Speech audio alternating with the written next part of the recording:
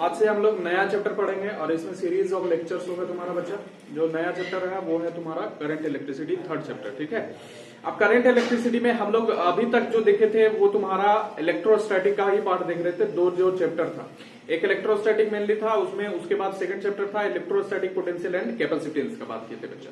ठीक है, अब इलेक्ट्रोस्टैटिक में चार्ज जो था वहां पर ध्यान दो, चार्ज जो था इलेक्ट्रोस्टैटिक में, यहाँ पर इलेक्ट्रोस्टैटिक में चार्ज जो था वो तुम्हारा एट रेस्ट था बच्चा। क्या था? चार्जेस एट रेस्ट था बच्चा। ठीक है, अच्छा यहां पर अब हम लोग पढ़ने वाले हैं करंट इलेक्ट्रिसिटी बच्चा। क्या पढ़ने वाले?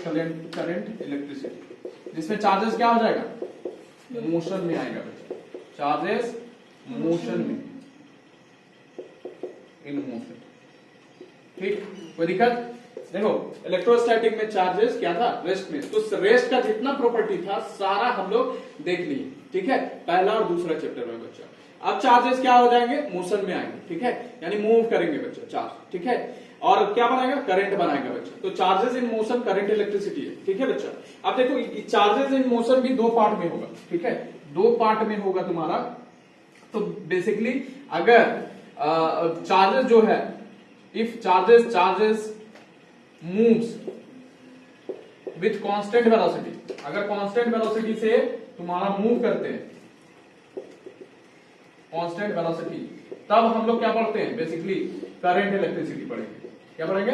Current electricity. तो मतलब पूरा का पूरा करंट इलेक्ट्रिसिटी में हम लोग क्या पढ़ेंगे? हम लोग पढ़ेंगे क्या कि चार्ज तो मोशन में होगा लेकिन चार्ज का जो वेलोसिटी होगा वो कांस्टेंट होगा बच्चा। और तुम्हारा क्या होगा? इसका एक्सेलरेशन 0 होगा बच्चा। ठीक है, बात समझ में आ रहा है कि नहीं आ रहा? दूसरा जो पार्ट पढ़ने वाले हैं इसी में आगे जब आएगा तो उसमें तुम्हारा चार्जेस क्या होगा? Charges moves with variable velocity वाला कॉन्सेप्ट होगा, विद वेरिएबल वेलोसिटी बच्चा। और वेरिएबल वेलोसिटी का मतलब एक्सेलरेटेड मोशन बच्चा। वेरिएबल वेलोसिटी यानी एक्सेलरेटेड मोशन होगा इसका बच्चा। बात समझ में आ रहा है कि नहीं? और ये किस में होगा सर? ये होगा तुम्हारा इलेक्ट्रोमैग्नेटिज्म। मतलब मैग्नेटिक इफेक्ट ऑफ करंट आगे वाला आएगा तुम्हारा बच्चा। आएगा कि नहीं? जब तुम्हारा क्या होगा कि चार्जेस तुम्हारा एक्सेलरेट हो जाएगा तो तुम्हारा मैग्नेटिक इफेक्ट तुम्हारा प्रोड्यूस करेगा अराउंड द वायर। ठीक है, जिसके मतलब जिससे करंट पास कर रहा है जिस वायर से, उसके around magnetic effect of current तुम्हारा बनेगा बच्चा। ठीक है, तो वो पढ़ेंगे हम लोग इलेक्ट्रिसिटी एंड मैग्नेटिज्म यानी इलेक्ट्रोमैग्नेटिज्म कलेक्टिवली बच्चा आगे में। ठीक है, बात समझ में आ रहा है कि नहीं? आप बुझले कि ना बुझले? एक रफ आइडिया बता दे रहे इलेक्ट्रोमैग्नेटिज्म। ठीक है, इलेक्ट्रोमैग्नेटिज्म बच्चा। ठीक है, कोई दिक्कत? ये सब में तो कोई दिक्कत नहीं होगा बच्चा। बात समझ में आ रहा है कि नहीं आ रहा? बोलो, इसमें कोई दिक्कत है? ठीक है, तो इलेक्ट्रोस्टैटिक में चार्जेस तुम्हारा रेस्ट पर होगा, करंट इलेक्ट्रिसिटी में चार्जेस मोशन में होगा। और मोशन में दो टाइप का होगा, एक चार्जेस तुम्हारा मूव करेगा कांस्टेंट वेलोसिटी से। तुमको लगेगा कि तुम्हारा चार्जेस मोशन में है, कांस्टेंट वेलोसिटी से मूव नहीं कर रहा है, लेकिन वो भी तुम्हारा कांस्टेंट वेलोसिटी से मूव करता हुआ बाद में दिखाएंगे वो चीज। ठीक है, तो करंट वेलोसिटी कांस्टेंट वेलोसिटी से तुम्हारा जब मूव करेगा तो वो करंट इलेक्ट्रिसिटी में पढ़ेंगे। जब चार्जेस तुम्हारा वेरिएबल वेलोसिटी यानी एक्सेलरेटेड मोशन होगा बच्चा, तब हम लोग इलेक्ट्रोमैग्नेटिज्म का बात करेंगे आगे वाला चैप्टर में। ठीक है, तो थर्ड चैप्टर में बेसिकली हम लोग ये वाला जाने वाले हैं कि चार्जेस तुम्हारा कैसा कांस्टेंट वेलोसिटी के साथ मूव करेगा बच्चा। बात समझ में आ रहा है कि नहीं आ रहा? कोई दिक्कत है इसमें? नहीं ना? बुझलिस कि ना बुझलिस? तो चलो हम लोग क्या देखते हैं? इलेक्ट्रिक करंट देखते हैं। पहला टॉपिक है तुम्हारा बच्चा इलेक्ट्रिक करंट, और ये तुम लोग 10 से पढ़ते आ रहा है, कोई नया चीज नहीं है। ठीक है, बस समझ में आ रहा है कि नहीं यार? ठीक, अब यहां पर देखो इलेक्ट्रिक करंट क्या है? फ्लो ऑफ चार्ज या rate of flow of charge लिख देते हैं डायरेक्ट। ठीक है, लिखो rate of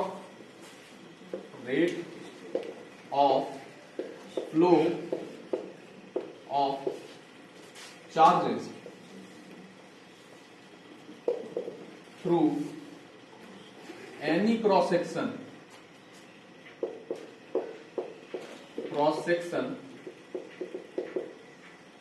of a substance is called electric current. अच्छा यहां पर लिख लेना इसी को, ब्रैकेट में देख के आई लिख लो बच्चा। ठीक है, electric current.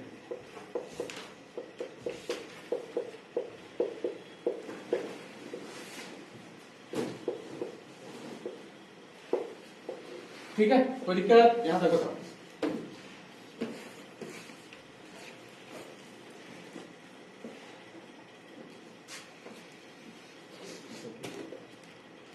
If electric current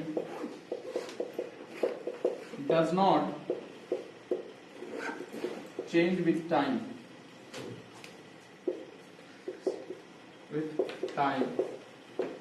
then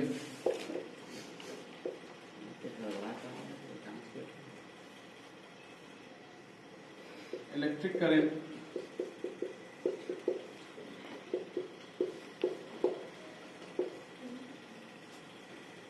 is equal to total charge flown Q total time taken।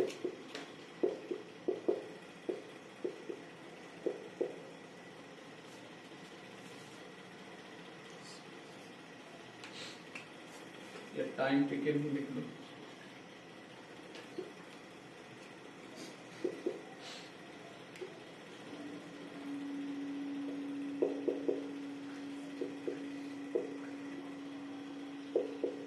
यानी I is equal to Q upon T बच्चा। ठीक है, अच्छा इसी का तुम्हारा ये तुम्हारा इलेक्ट्रिक करंट, ध्यान दो कि तुम्हारा बच्चा इलेक्ट्रिक करंट जो है, जैसे हम लोग वेलोसिटी पढ़े हैं, ठीक, एक तुम्हारा एवरेज वेलोसिटी पढ़े हैं, एक इंस्टेंटेनियस वेलोसिटी पढ़े हैं, तो करंट का भी तुम्हारा क्या होगा, दो फ्लेवर है बच्चा, एक एवरेज करंट होगा बच्चा और एक इंस्टेंटेनियस करंट होगा बच्चा।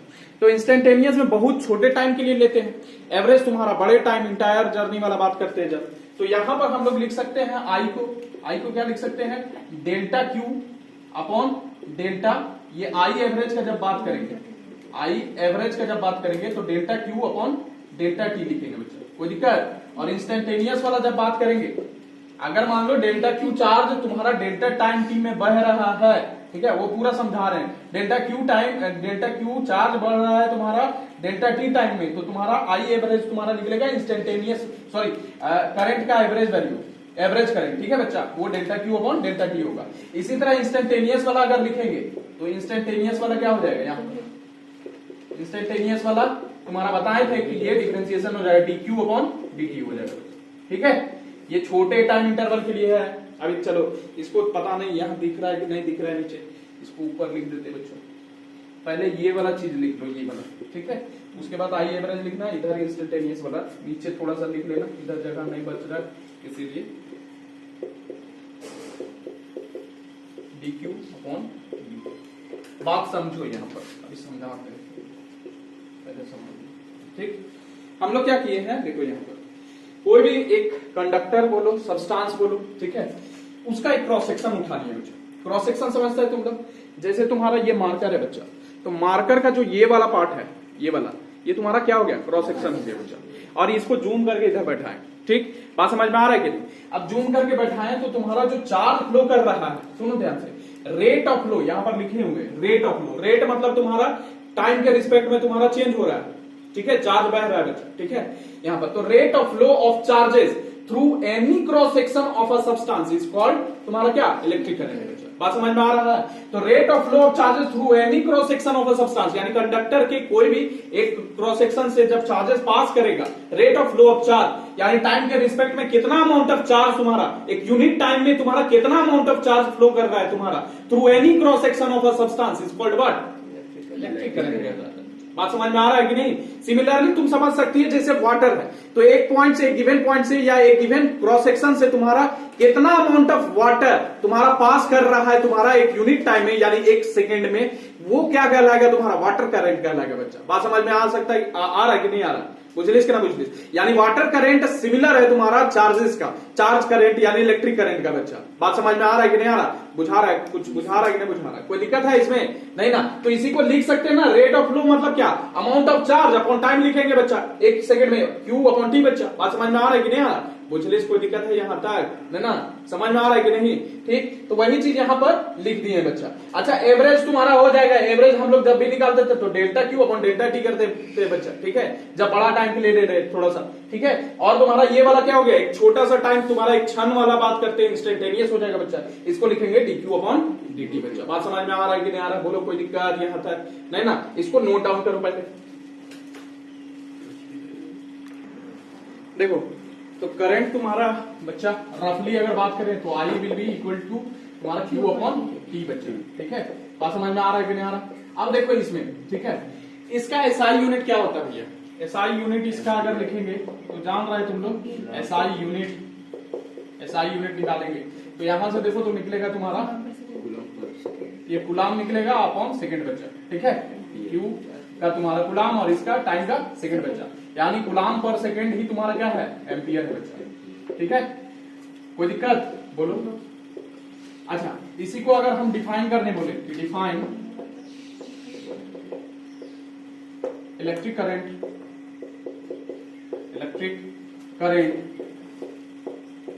ऑफ 1 एम्पियर, ठीक है। तो इसको कैसे डिफाइन करेंगे भाई? इसको डिफाइन करेंगे देखो ऐसे, I इज इक्वल टू क्या होता है, Q अपॉन T होता है। तो 1 एम्पियर अगर बोल रहे हैं तो 1 एम्पियर कब आएगा? 1 एम्पियर आएगा जब 1 कूलाम होगा अपॉन 1 सेकेंड, ठीक है, लिख दे। तो 1 कूलाम ये कैपिटल सी लिखना, सेकेंड, ठीक है। अब यहां से ध्यान देना, इसका मतलब क्या है कि इलेक्ट्रिक करंट लिख देते हैं, electric current is the charge of 1 coulomb flowing through any cross section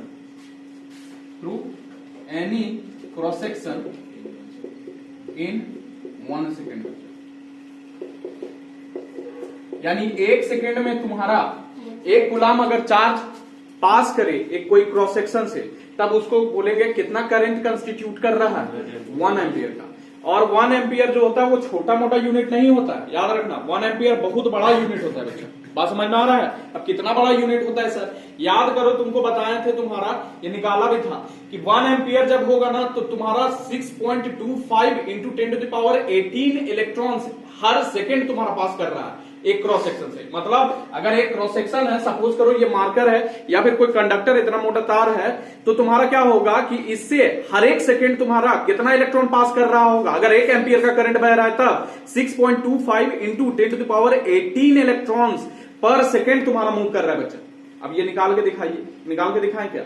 नहीं, निकाल के दिखाएं। अरे Q इज इक्वल टू क्या होता है, प्लस माइनस एन ही होता है कि नहीं होता है?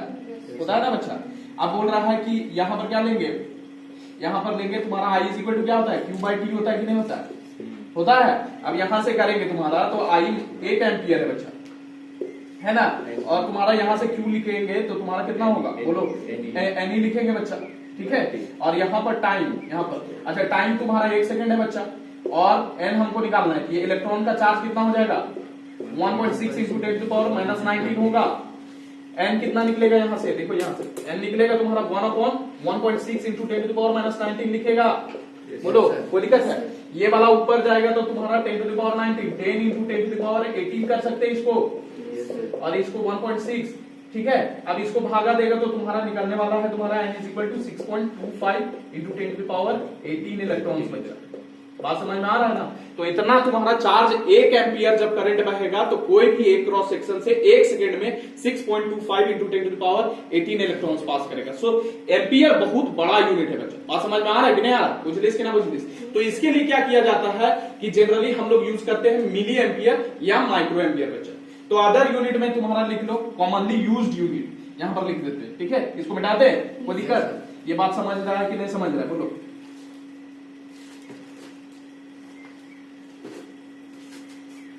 कॉमनली यूज्ड यूनिट्स यहां पर लिख लो।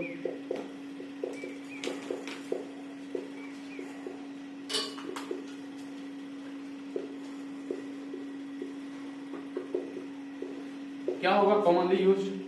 Milli ampere, milliampere. इसको लिखते कैसे? एम ए, ठीक है बच्चा। और 1 मिली एम्पियर कितना होता है? 10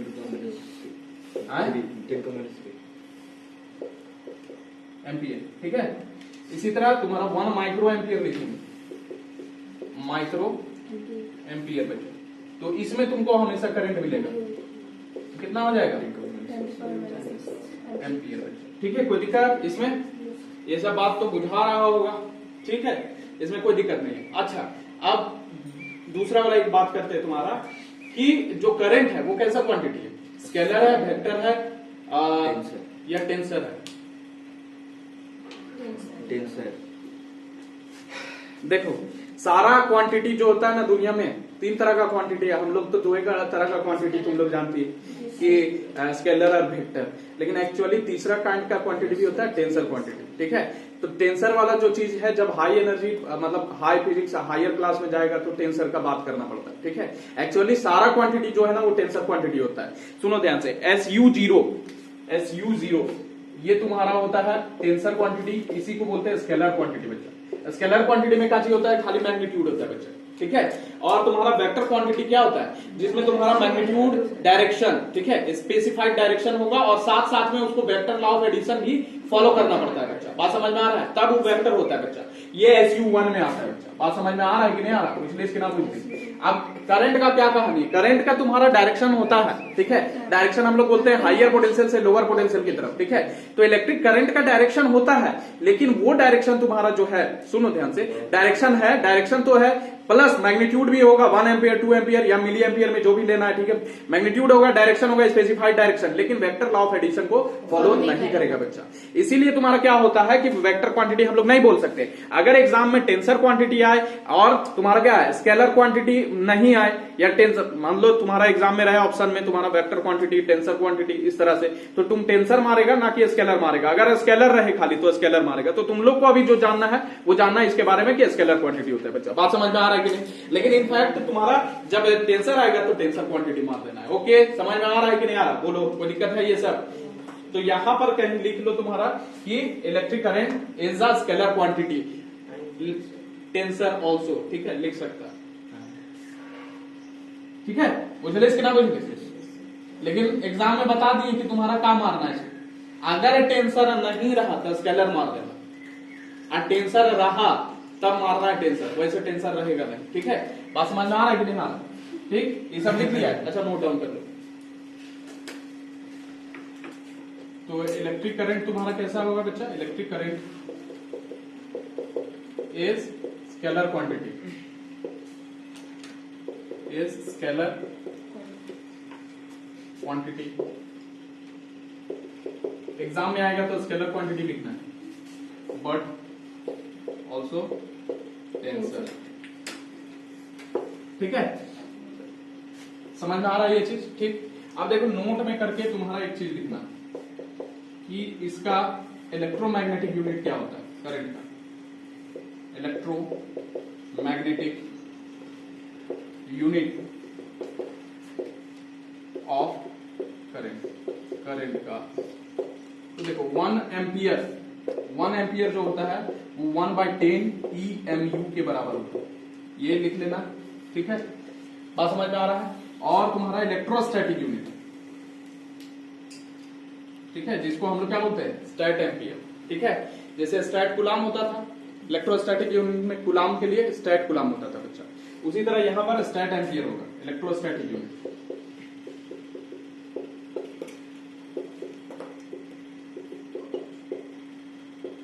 क्या होगा इसका? ठीक है, 1 ampere is equal to 3 into 10⁹ ESU, electrostatic या स्टैट एम्पियर बोल सकते हैं, स्टैट एम्पियर, ये देखो। चलो, ठीक है, इसमें कोई दिक्कत नहीं होना चाहिए, ठीक है।